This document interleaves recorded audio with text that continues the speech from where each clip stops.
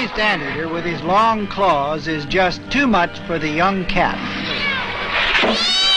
Suddenly, the margay sees real danger approaching. The cat better watch out. The boa's dangerous. He can crush the cat to death.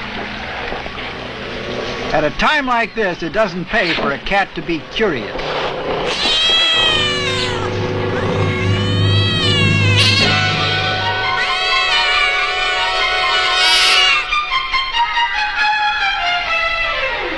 That's too close for comfort.